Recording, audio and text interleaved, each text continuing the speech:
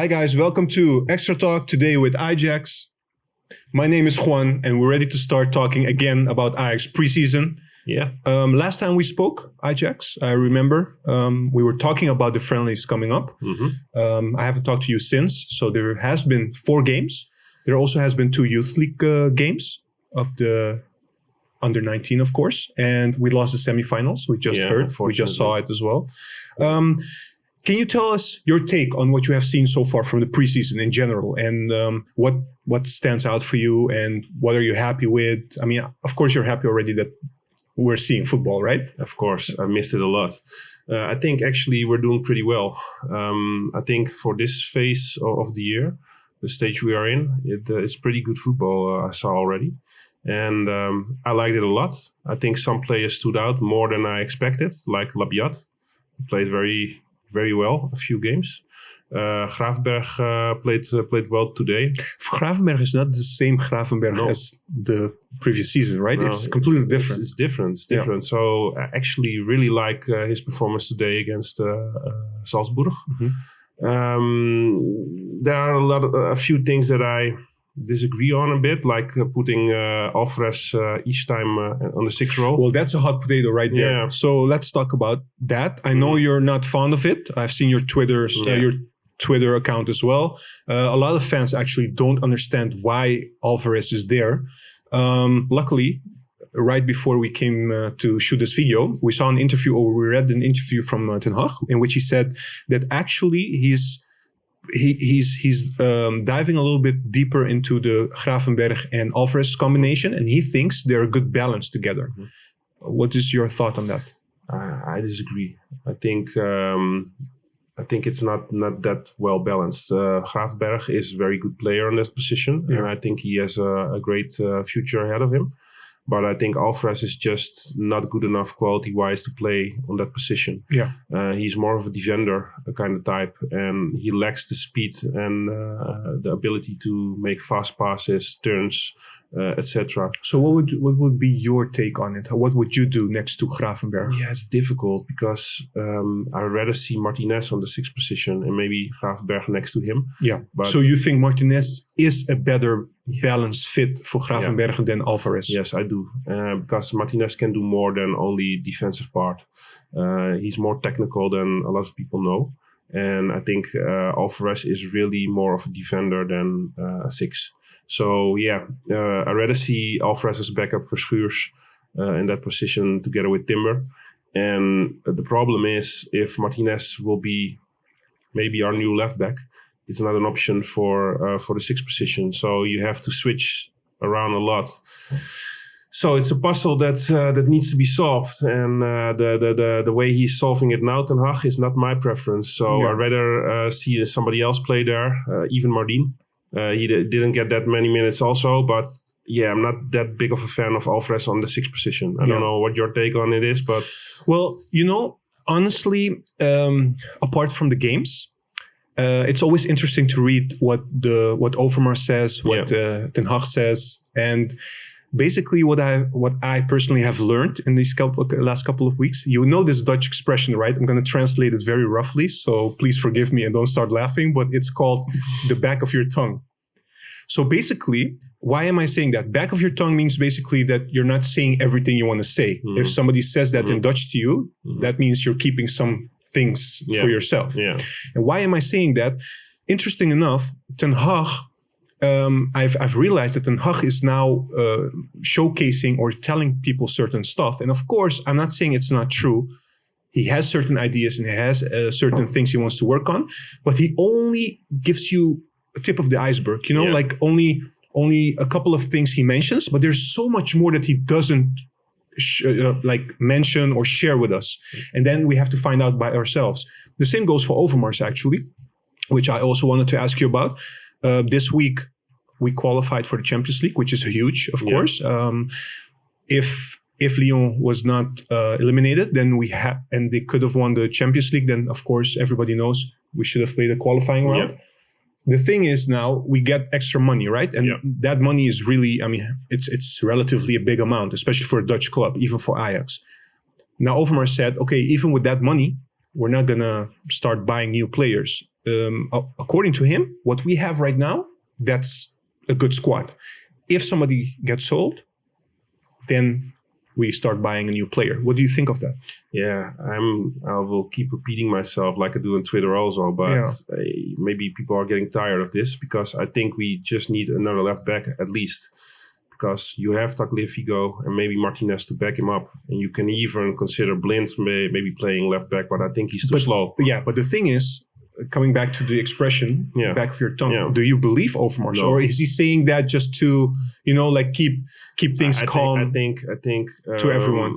I think with the CR situation like years ago, we're not getting anyone. We're not getting exactly. I remember that. And then they bought him, So I don't think the expression that you told, the back of your tongue, I think it's applicable to this situation. And I think Overmars is maybe doing a little bit of strategy to include in his deals that other players and other people and other clubs know, hey, they are not doing any deals at the moment.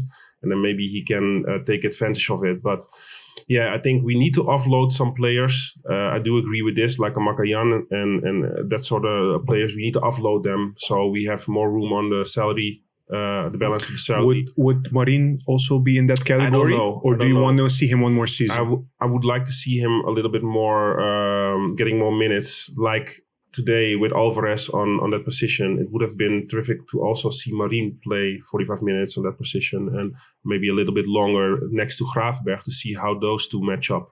And also this Taylor guy is also doing pretty well. That's also something that I want to ask you. Of course, you don't have the answer to that. It's a difficult question to ask. You can try. The thing is, what I've noticed, maybe, apart from the score, there has been differences between the first half and the second half of games they played in the preseason. And some of the scoreline was much more in the first half than the second half. But apart from that, no matter which team Ten Hag sends out on the field, the quality of the game, of the players playing together, even if they haven't played with each other for a long time, is pretty high. Yeah. Already in the preseason. Yeah. Usually preseason games are not that nice to see. That's why I said for the stage we are in, at the beginning of the podcast, for the stage we are in, we're doing pretty well. Also, if you saw that pass of Traore today on Donny. Against Red Bull. Against Red Bull, which Donny finishes terrifically. Yeah. But that pass was very good. Yeah. And I think a lot of players played very well and a lot of players played better than I expected with Lang, for instance, and with Labyad. Mm-hmm. I didn't expect them to do this well in this stage of the season. So you're a happy fan at the moment? Yes, of course. And if they can deliver this also in the main season, I think they will have value. And I had a lot of doubts about Labyad. I've spoken about it already earlier this year, but he's been doing terrific. He's one of the better players. He's surprising. Actually, a lot of players are surprising us. But not only that. It's not only the free kicks he made and his performances in the games. I saw some videos from the Ajax Twitter account. He's doing crazy stuff in the training also. Yeah. So. Yeah, I think also, it's the beginning of the season again, fresh start for a lot of players. Also the players that haven't had a lot of chances to play at Ajax. It feels like, there's maybe less pressure. They just do everything they can and, that shows. And maybe it's also that they do not have to play the preliminary rounds now because that's a very good point. Yeah, that's a good point. Because you have other kind of pressure if you need to go through the stages again. And we know how long these campaigns can be. This is the first time that Ten Hag has a full preseason to prepare the players for the new season. So hopefully we'll start better at the season because I cannot recall all seasons, but usually Ajax does not do that very good at the first couple of games. The Eredivisie game, maybe the last few seasons, every time they lost a point or they draw. Well, usually you're right. Usually we're always catching up during the season because in the beginning we were not there yet. You know? And there's fatigue because there were already a lot of matches that they had to play in Europe. Yeah. And now you can go for it. They have a fresh start and they have a full pre-season. So and the Champions League doesn't start for another month. Also, I just have to say, up until now, this Antony guy, he's been terrific. If you see his ball handling and how he catches the ball, how he the technique of him and the speed. Yeah. I think we can expect big things from him. Yeah, he's a good player, and it's only the beginning, you know. So he has to get used to the team. I remember Neres in the beginning. He was not that convincing like Antony is now in his first matches. Yeah, but let's hit the brakes a little bit because it's the preseason. Yeah. So but still, it's exactly. It's a lot of potential there. It looks good. Yeah. Yeah, I agree. So one more thing about the preseason. We were talking about Ten Hag earlier a little bit about the things he's trying out for the preseason, also things he's sharing, not sharing. So in terms of the experiments, let me call it that, the experiments that he's trying out. So Labyad as a false 9, Promes as a 10, Martinez as a left back. These Alvarez are as a 6. Alvarez as a 6, yeah, but he played 6 last season, so it's not really new. Those 3, just your take on it. What do you think of these experiments? Yeah, like I said before, I'm not that fond of Martinez dropping to left back position. But because he's not good enough for the left back? No, because I think he's much better at 6. Okay. So he's doing decently. It's not like he's doing great, but he's not doing bad either. So he will suffice at that position. But is it good enough to have somebody who's not? I don't know. I didn't see midfield. I didn't see that much of him in that position to have a. No, I mean on the midfield. On the midfield. Yeah.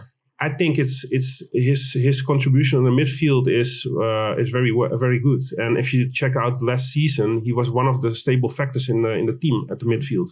So if you're willing to sacrifice this by putting other players in that position, I'm fine with that. But you have to keep up a certain standard.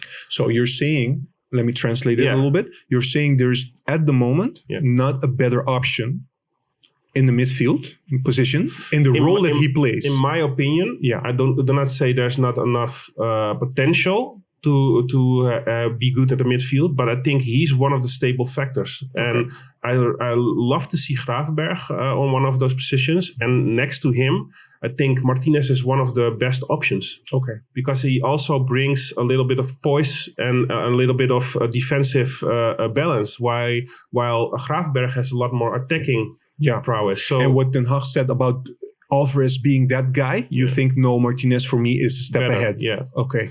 Because I think, with all due respect, Alvarez is more physical, like maybe for in the central defender position or aerial ability. Yes, aerial ability. Mm-hmm. Martinez is a little bit smaller, but Martinez has more poise in his game and he's quicker. He's a more technical player.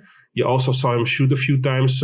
He's pretty technical. Mm-hmm. Alvarez has also a decent shot, but not as good as Martinez, in my opinion. Yeah. So I think he has a wider selection of qualities that can be used in this position. Okay. And I think Alvarez has less of these qualities and is more focused in his play on defense. All right. So that's why I rather see him at the central back position. Okay. And what about those other 2 that I mentioned? Let's start with Promes. I think Promes did pretty well.